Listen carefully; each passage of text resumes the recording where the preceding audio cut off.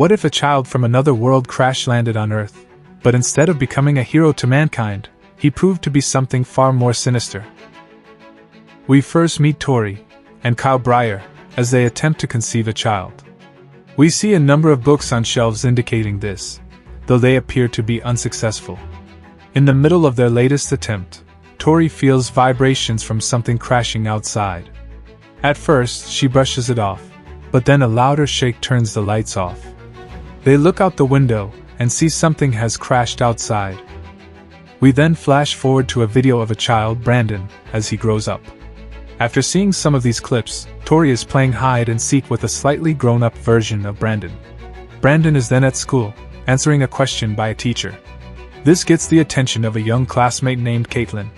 Back at the farm that night, as Tori paints, Brandon sleepwalks to the basement and finds a meteor, the one he presumably arrived on Earth in.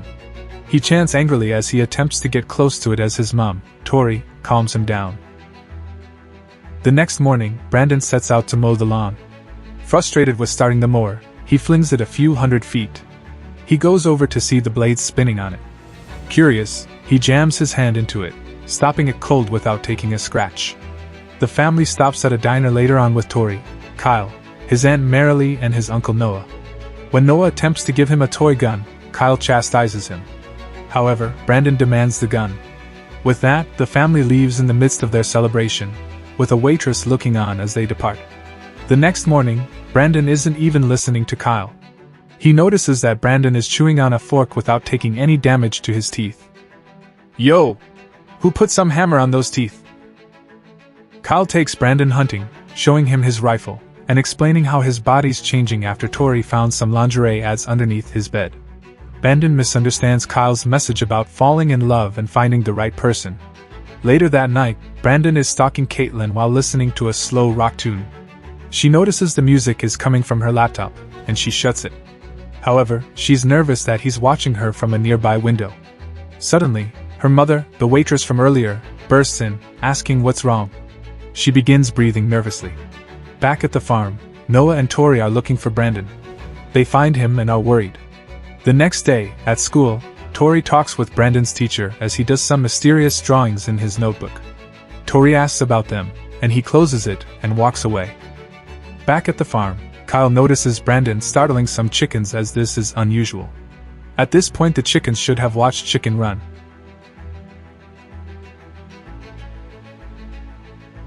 Kyle asks if Brandon was alright, to which he acknowledges he is. The two go inside.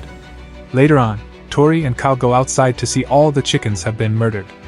Tori thinks a wolf did it, but Kyle thinks it's Brandon, noting he was out there earlier. At school the next day, Brandon and his classmates take part in a trust fall exercise. Caitlin is nervous about what took place the other night but doesn't say anything. However, he falls to the ground after one classmate fails to catch him. He's okay, but Caitlin notes that she won't help him because he's a pervert. Brandon says it's a lie. The coach forces her to help him up. But he takes her hand and suddenly breaks it, sending her screaming.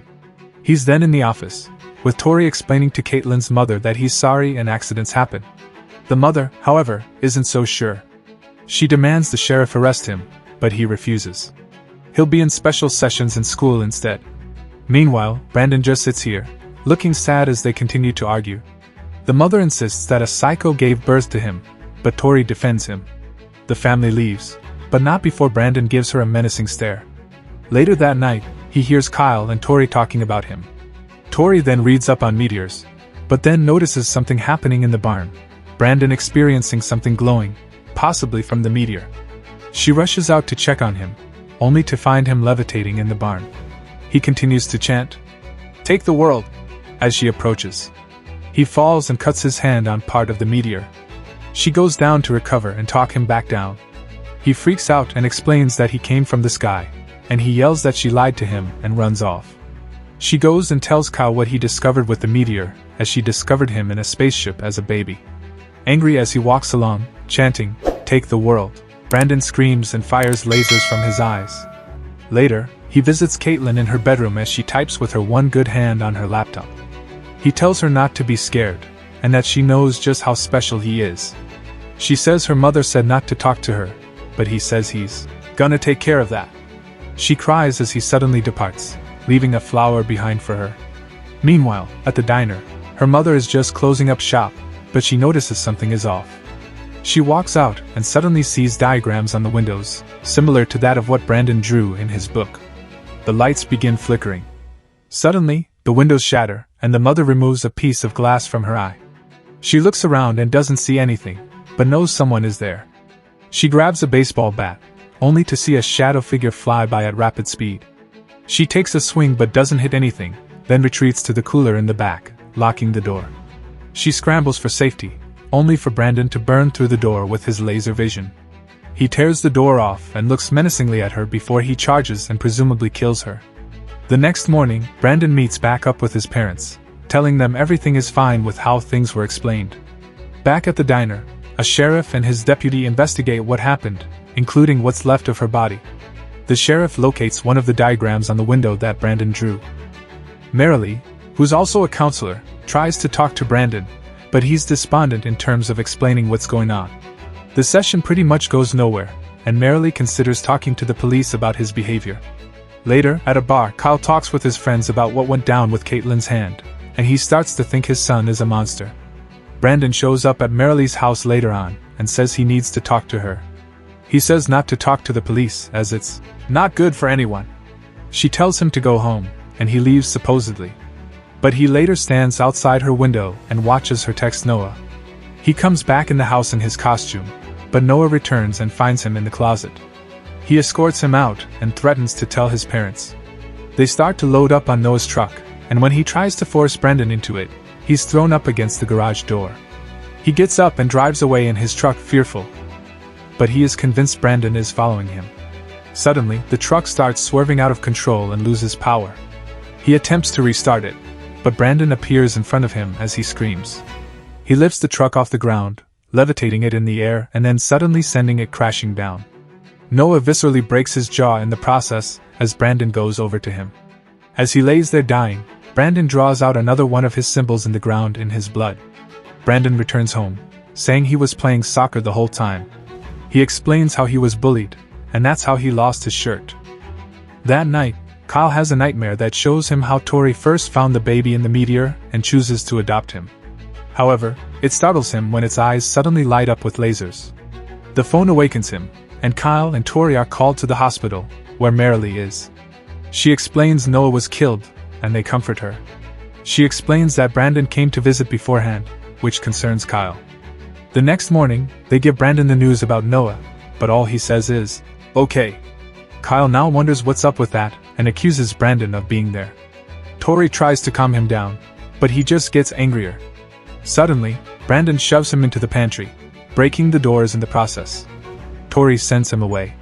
Later, Kyle finds Brandon's shirt and notices a little blood on it, but manages to take it away without him noticing. He apologizes for earlier, but Brandon just says, "Okay," again. Later, Kyle explains to Tori what he found, but she refuses to accept what he's saying. Meanwhile, the sheriff takes a close look at the accident and notices similarities with the diagram from the window and what was drawn on the ground. Kyle looks through old birthday cards of Brandon's and tries to comfort Tori that night. The next day, he opts to take Brandon on a hunting trip. As they go, the sheriff visits Tori to explain what he's found with the photos. She doesn't acknowledge them, but he says he'll be back. In the woods, Brandon and Kyle follow some deer tracks, and Kyle lets him walk ahead.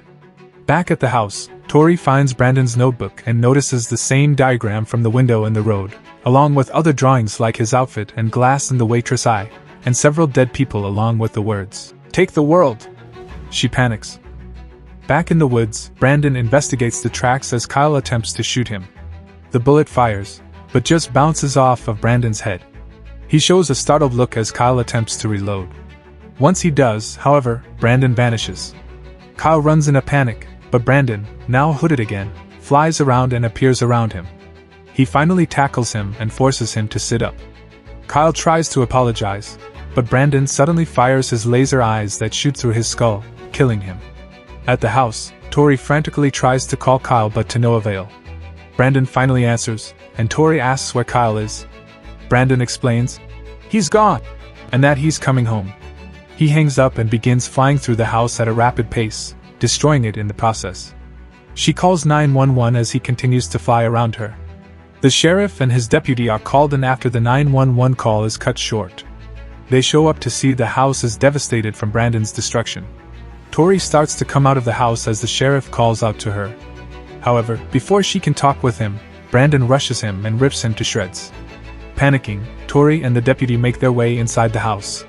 Tori goes upstairs to hide as the deputy cocks her gun, looking for Brandon. She calls for backup. She walks around the house and sees Brandon appear in front of her, and then suddenly behind her. The sounds of her being torn apart by him can be heard by Tori. She continues to be quiet as Brandon looks around for her. She makes her way out the window and crashes to the ground. Tori makes her way to the barn, where the meteor is located. She remembers earlier where Brandon was injured in his fall and rips off a shard from the meteor. She finds the body of the waitress as she hides the shard and calls for Brandon. He shows up, hooded and all, and she explains that he means everything to her. She goes to take his hood off, and he looks at her innocently. The two embrace and she prepares to stab Brandon with the shard. However, he catches her hand, forcing the shard out of it. Angry, he flies her into the air, several hundred feet into the air. He gives her one last look, holds her out, and drops her to her death. As he levitates in air, an oncoming plane comes towards him, and the screen fades to black. The next day, wreckage from the plane is shown on the ground, with no survivors from the crash. It's reported that the plane crashed into the farmhouse, with Kyle and Tori inside. Brandon sits there, eating a cookie with an innocent look on his face. During the end credits, we see cities devastated and millions dying by Brandon's hands.